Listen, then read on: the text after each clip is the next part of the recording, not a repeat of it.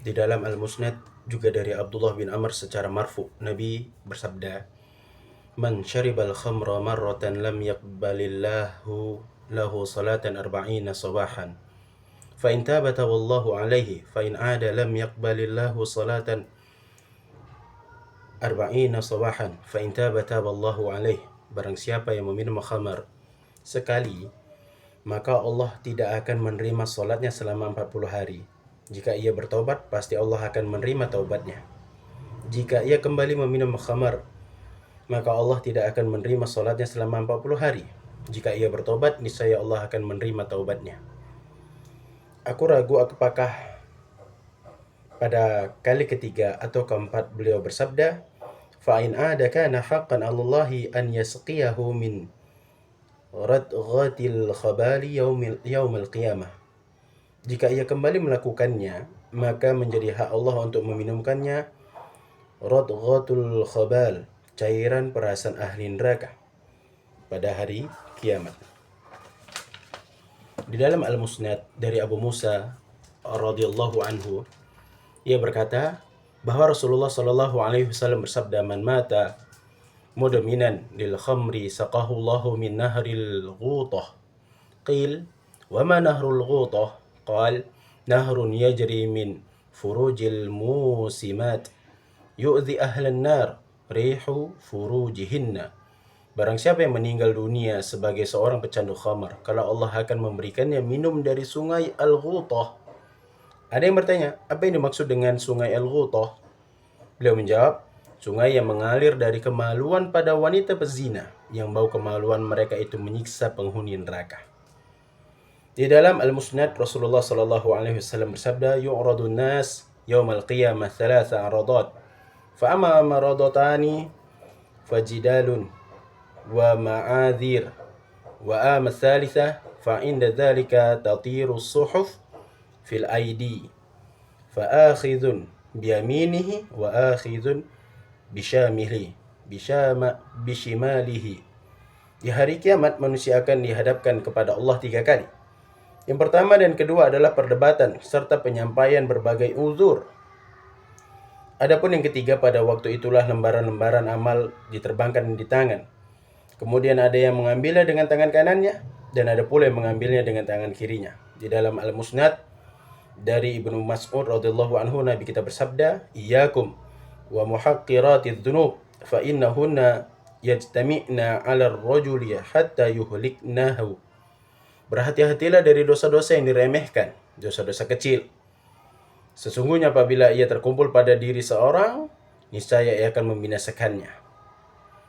Rasulullah Shallallahu alaihi wasallam kembali membuat perumpamaan tentang hal tersebut, yaitu seperti halnya suatu kaum yang singgah di tanah lapang. Ketika tukang masaknya datang untuk memasak masakan, setiap mereka pergi lalu kembali lagi dengan membawa ranting, hingga terkumpullah tumpukan kayu. Mereka pun menyalakan api hingga api itu dapat mematangkan apa saja yang dilemparkan ke dalamnya.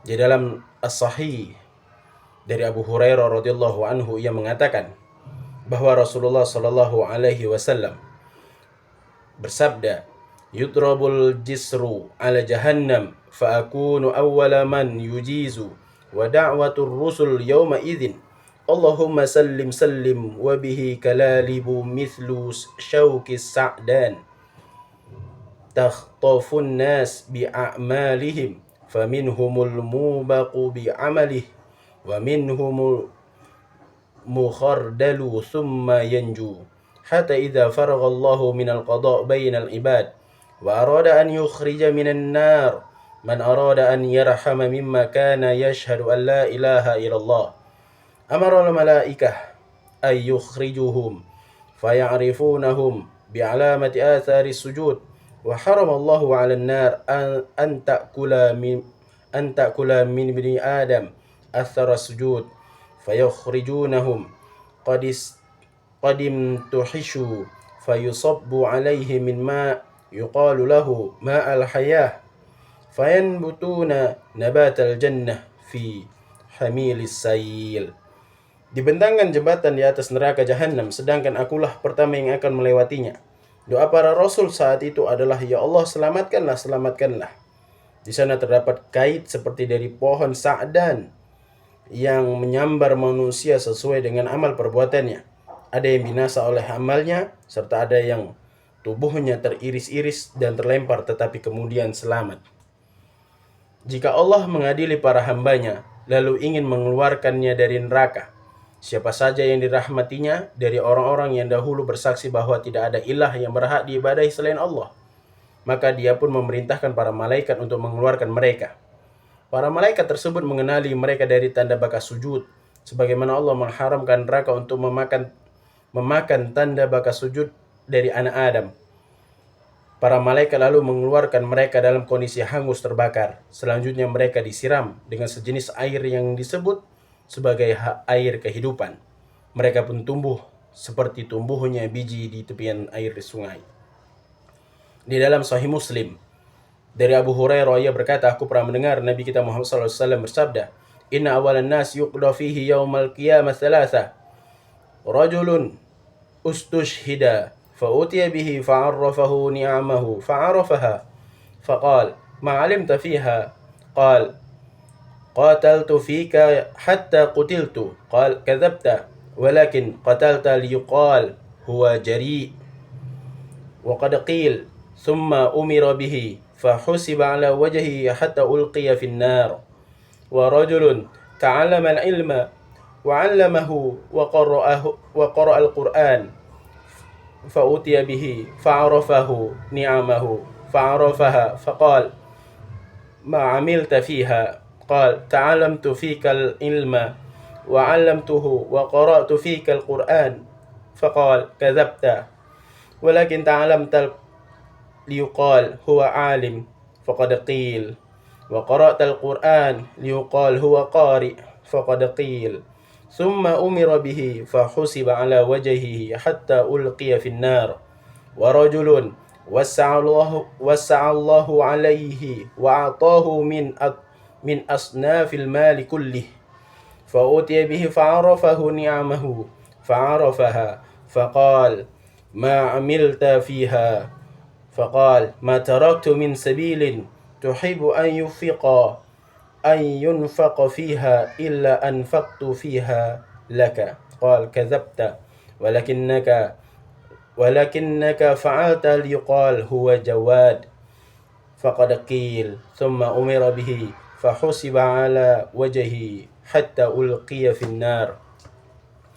Sungguh manusia yang pertama kali diadili pada hari kiamat kala ada 3 golongan. Yang pertama, orang yang mati syahid, didatangkanlah ia dan diperlihatkanlah nikmat-nikmatnya. Lalu ia pun mengakuinya. Selanjutnya Allah bertanya, apa yang kamu perbuat dengan nikmat-nikmat itu? Ia menjawab, aku berperang di jalanmu hingga terbunuh. Allah berseru, kadzabta, kamu berdusta. Kamu berperang supaya dipanggil.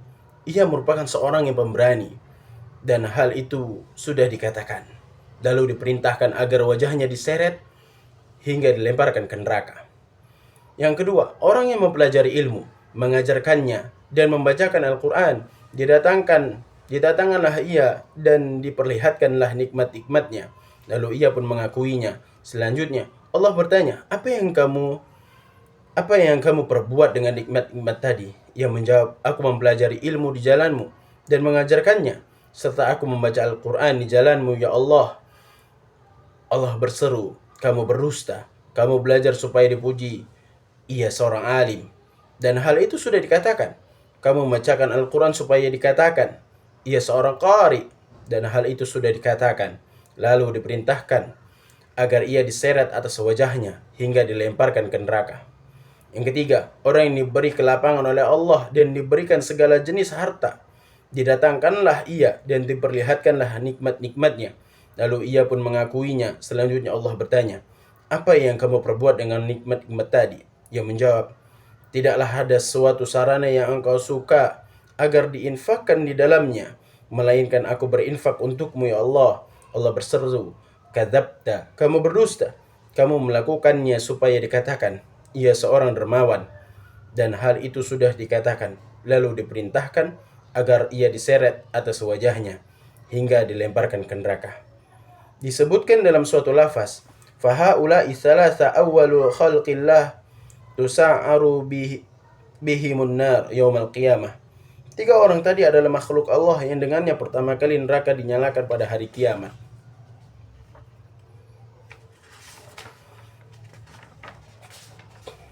Aku mendengar Syekhul Islam Ibnu Taimiyah rahimahullahu ta'ala berkata, jika sebaik-baik manusia adalah para nabi, maka sejelek-jelek manusia adalah orang yang berusaha menyerupai mereka dari kalangan para pendusta. Orang itu mengaku dari kalangan nabi, padahal ia bukan dari kalangan mereka. Sebaik-baik manusia setelah mereka adalah para ulama, syuhada, dan para penginfak yang ikhlas. Sedangkan sejelek-jelek manusia adalah yang berusaha menyerupai mereka dengan menimbulkan persepsi yang salah bahwa ia termasuk kalangan mereka, padahal sebenarnya orang-orang itu bukan dari kalangan mereka. Di dalam Sahih Bukhari dari Abu Hurairah radhiyallahu anhu dari Nabi kita Muhammad sallallahu alaihi wasallam, beliau bersabda, "Man kanat indahu li akhihi mazlamatun min malin aw irdin falyatih falyastahillahu minhu qabla an yu'khadha wa laysa indahu dinarun wala dirhamun fa in kanat lahu hasanatun ukhidha min hasanatihi fa'utiha hadha wa illa ukhidha min sayyiati hadha faturihat alaihi thumma turiha finnar." Siapa yang pernah melakukan kezaliman terhadap saudaranya, baik berupa harta maupun kehormatan, hendaklah ia mendatangi dan meminta penghalalannya sebelum tiba hari pembalasan. Pada waktu itu tidak ada dinar maupun dirham di sisinya. Saat itu jika orang itu memiliki sejumlah kebaikan, maka sebagian kebaikan tersebut akan diambil dan diberikan kepada orang yang dizalimi tadi. Jika orang itu tidak lagi mempunyai kebaikan, maka kejelekan orang yang dizalimi ditimpakan kepadanya, lalu ia dilemparkan ke neraka. Di dalam As-Sahih dari Abu Hurairah dari Nabi kita Muhammad sallallahu alaihi wasallam, beliau bersabda, "Man akhadha shibran minal ardi bighairi haqqi khusifa bihi yaumal qiyamah ila sab'i ardin." Barang siapa yang mengambil sejengkal tanah yang bukan haknya, maka ia akan dibenamkan ke dalam bumi pada hari kiamat nanti hingga lapisan yang ketujuh. Di dalam Sahihaini dari Abu Hurairah radhiyallahu anhu, ia mengatakan bahwasanya Rasulullah sallallahu alaihi wasallam bersabda, "Narukum hadhihi allati yuqidu banu Adam juz'un wahidun min sab'ina juz'an min nar jahannam." Qalu wallah in kanat lakafiyah. Qal fa innaha qad fuddilat 'alayha bi 69 juz'a kulluhunna mithlu harriha. Api kalian ini yang dinyalakan oleh anak Adam adalah satu bagian dari 70 bagian neraka jahanam. Para sahabat berkata, "Demi Allah, yang satu ini saja sudah cukup untuk menghanguskan." Beliau melanjutkan, "Sesungguhnya neraka jahanam dilebihkan panasnya 69 bagian.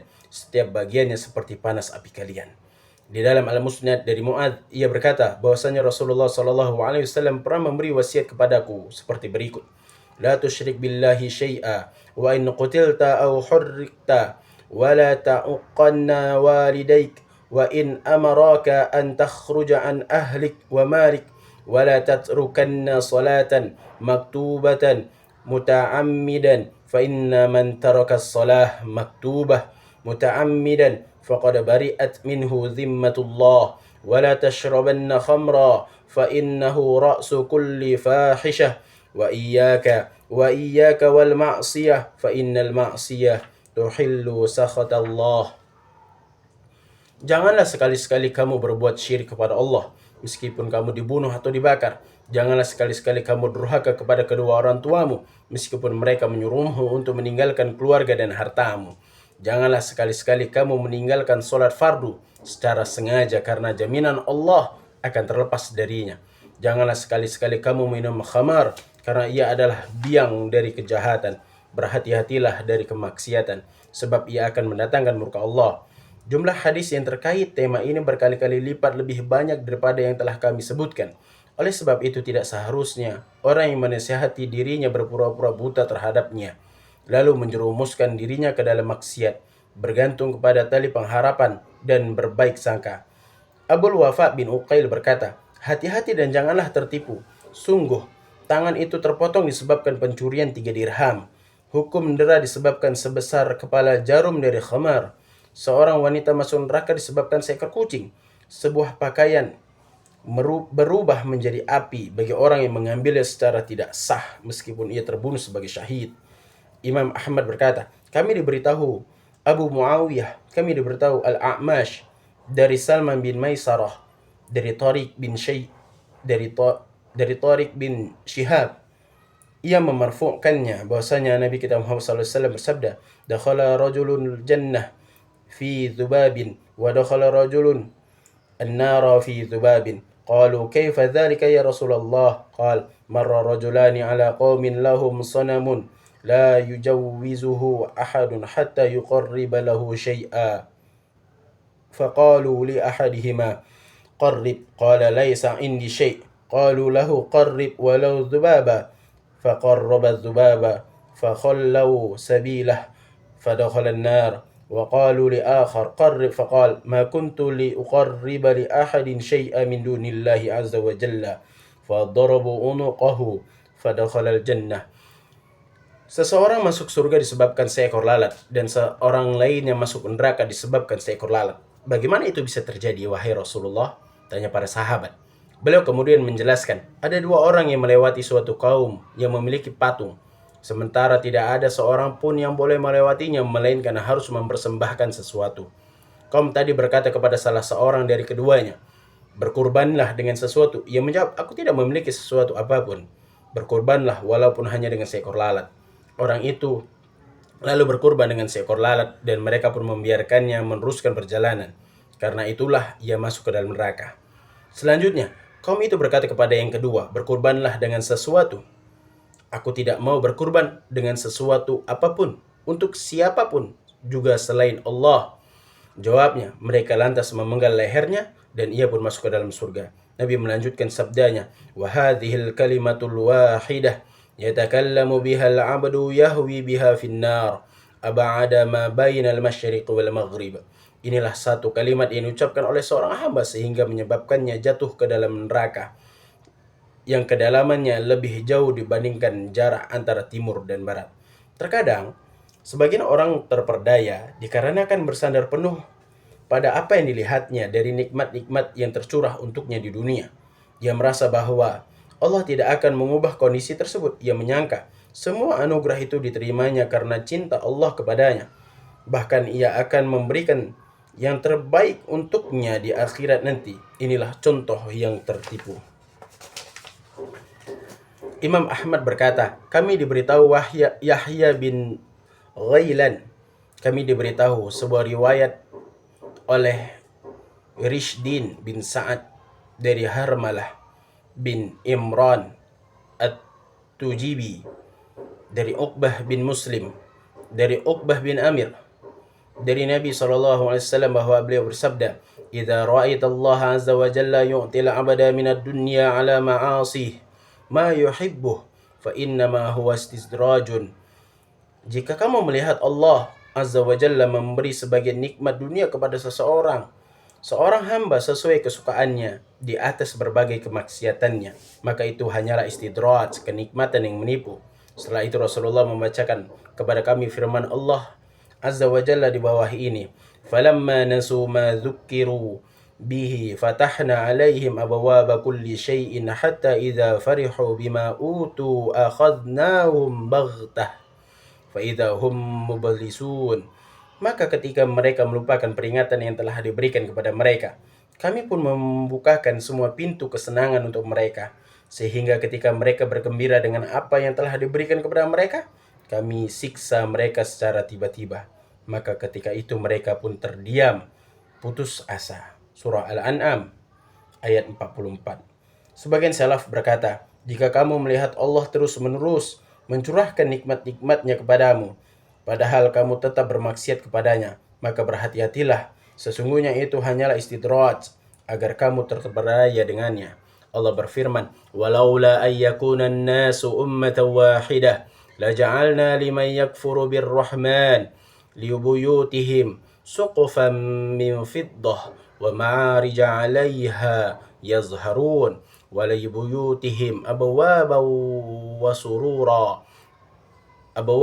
surura 'alayha yattaki'un wa zukhrufan fa in kullu dzalika lamma mata'ul hayatid dunya wal akhirah inda rabbika lil muttaqin. Dan sekiranya bukan karena menghindarkan manusia menjadi umat yang satu dalam kekafiran, pastilah sudah kami buatkan bagi orang-orang yang kafir kepada Allah yang Maha Pengasih loteng-loteng rumah mereka dari perak. Demikian pula tangga-tangga yang mereka naiki, dan kami buatkan pula pintu-pintu perak bagi rumah-rumah mereka. Dan begitu pula dipan-dipan tempat mereka bersandar. Dan kami buatkan pula perhiasan-perhiasan dari emas. Dan semuanya itu tidak lain hanyalah kesenangan kehidupan dunia. Sedangkan kehidupan akhirat di sisi Rabbmu disediakan bagi orang-orang yang bertakwa. Surah Az-Zukhruf ayat 33-35. Allah telah membantah orang-orang yang memiliki persangkaan di atas melalui firman-Nya. فَأَمَّا الْإِنسَانُ إِذَا مَبْتَلَاهُ رَبُّهُ فَأَكْرَمَهُ وَنَعَّمَهُ فَيَقُولُ رَبِّي أَكْرَمَنِ وَأَمَّا إِذَا مَبْتَلَاهُ فَقَدَرَ عَلَيْهِ رِزْقَهُ فَيَقُولُ رَبِّي أَهَانَنِ كَلَّا. Adapun manusia apabila Rabb-Nya mengujinya, lalu dimuliakannya dan diberinya kesenangan, maka dia berkata, Rabbku telah memuliakanku. Adapun apabila Rabb-Nya mengujinya, lalu memberinya rezeki, maka dia berkata, Rabbku menghinakanku. Sekali-kali tidak demikian. Maksudnya, tidak setiap orang yang aku beri nikmat dan kelapangan rezeki berarti aku memuliakannya. Begitu juga tidaklah semua orang yang aku beri cobaan dan aku sempitkan rezekinya berarti aku menghinakannya. Bahkan aku menguji orang ini dengan nikmat dan aku memuliakan orang itu dengan cobaan. Disebutkan dalam Jami' Tirmidzi dari Nabi Muhammad sallallahu alaihi wasallam bahwasanya beliau bersabda, "Innallaha yu'tid dunya man yuhibbu man la yuhibbu wa la yu'til iman illa man yuhibbu." Sesungguhnya Allah memberikan kenikmatan dunia kepada orang yang dicintainya dan orang yang tidak dicintainya, tetapi Allah tidak memberikan iman selain kepada orang yang dicintainya. Sebagian salaf berkata, berapa banyak yang terberdaya dengan nikmat Allah tanpa disadarinya. Berapa banyak orang yang tertipu dengan tabir Allah tanpa disadarinya. Dan betapa banyak orang yang terfitnah dengan pujian manusia kepada dirinya tanpa disadarinya.